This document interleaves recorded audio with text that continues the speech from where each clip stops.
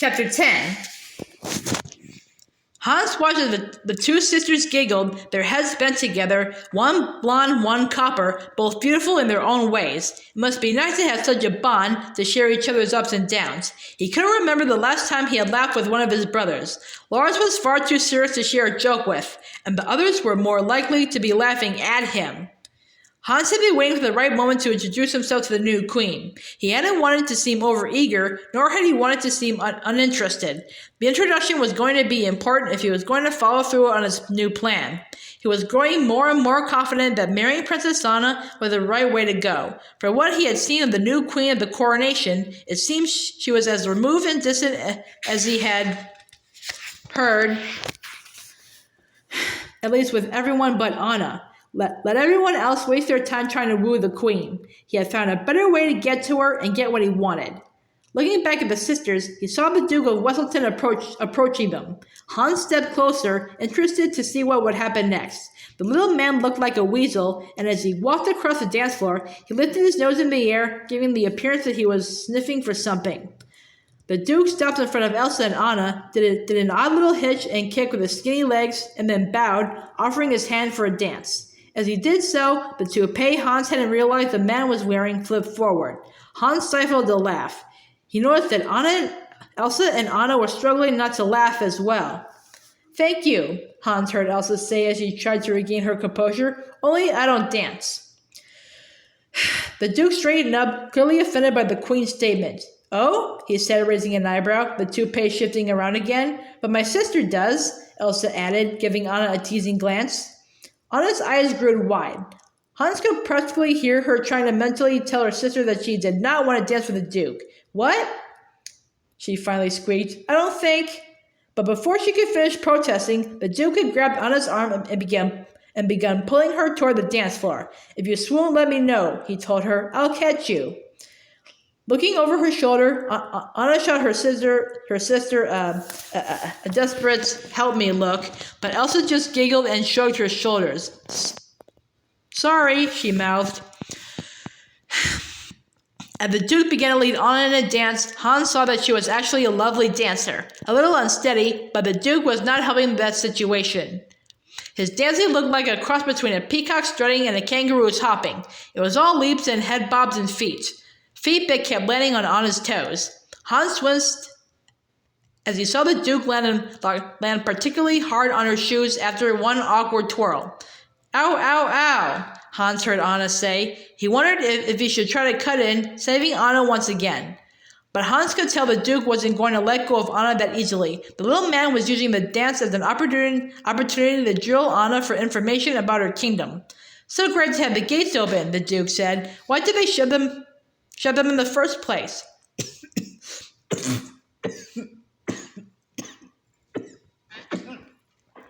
"Do you know the reason?" He rose at his tiptoes, trying to get into Anna's face. Anna shook her head. "No?" The Duke stared up at her, his own face filled with suspicion. Then he shrugged, and as Hans watched in growing horror at the man's awful tactics and even more terrible dance moves,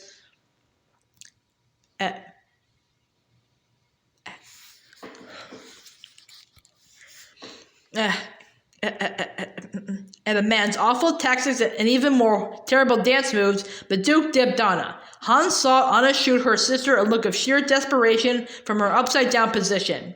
He couldn't let this go on any longer, but just as he was about to ask Anna to dance, the music stopped and the Duke released his grip on Anna's waist.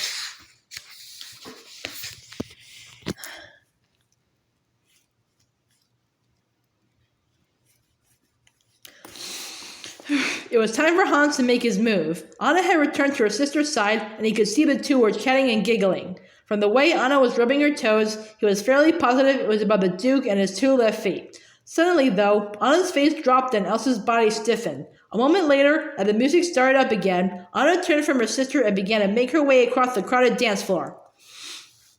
Hans didn't even bother looking back at Elsa. He just took off after Anna. He watched as she tried in vain to avoid the flying arms and moving feet of the dancers. It was nearly impossible on the tightly packed floor. And then, just when it looked like Anna might get out of the ballroom unscathed, a man bowed deeply, his backside bumping into her hard. The motion knocked Anna off her feet and she began to fall. In one smooth motion, Hans stepped across the floor and scooped her into his arms. Looking down at the princess, he smiled. Glad I caught you.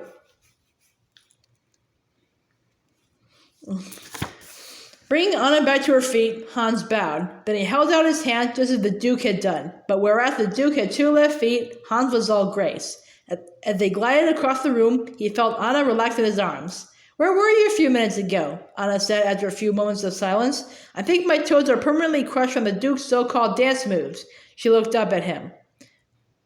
What? You didn't enjoy that?" Hans replied, his tone teasing. "I figured that was the highlight of your night." Anna giggled. "Are you kidding me? I have enough trouble dancing as it is. I don't need help looking less graceful." She paused as if waiting for her next words. Then in a rush, she said, "You make me look graceful." Her honesty surprised Hans, and he found himself saying the next words before he could stop himself. "You made me look happy."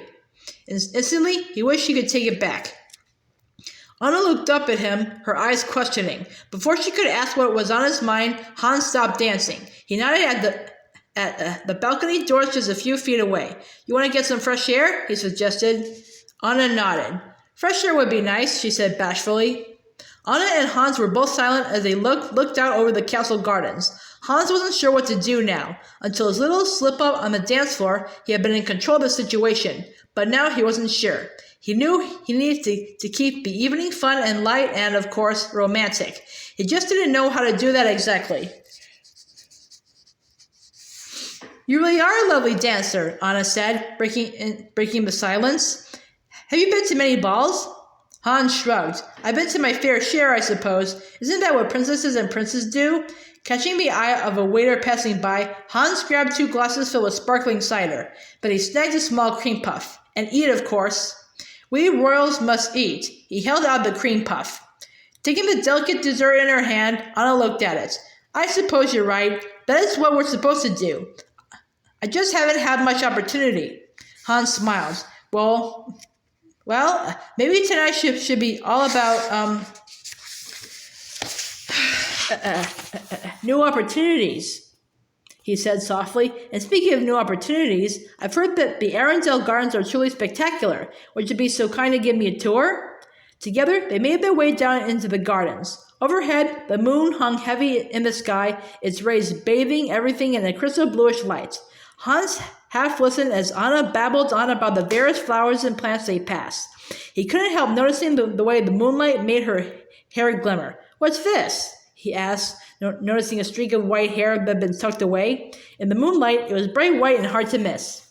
Self-consciously, Anna raised a hand to her head and gently touched the white strands. "I was born with it," she explained, "although I dreamed I was kissed by a troll." "I like it," Hans said, pleased to see Anna blush at the comment.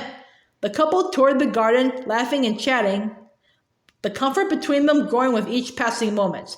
By the time they made it back to the balcony outside the ballroom, Hans was barely pretending to be having fun, and Anna was no longer acting shy or reserved. In fact, she was the complete opposite. She had snagged a crumb cake from the dessert table and was showing Hans how they ate the dessert in Arendelle. "Yeah, the whole thing," she cheered as Hans tried to press the rather large piece of cake into his face. It crumbled everywhere, causing Anna to laugh hysterically. "You know, you'd fit right in the Southern Isles," Hans said, wiping his face. Everything is a competition back home." Anna, who had been readying another crumb cake, paused and looked up. "Okay, wait," she said, clearly eager to learn more about Hans. "So you have how many brothers?" 12 other brothers, Hans replied. 3 of them pretended I was invisible." Anna laughed, but then Hans went on. "Literally, for 2 years." Anna's face fell. "That's horrible," she said. "It's what brothers do," Hans said, shrugging. "And sisters," Anna added, her face pained. Hans was surprised at the look on Anna's face. She and Elsa had seemed so happy together.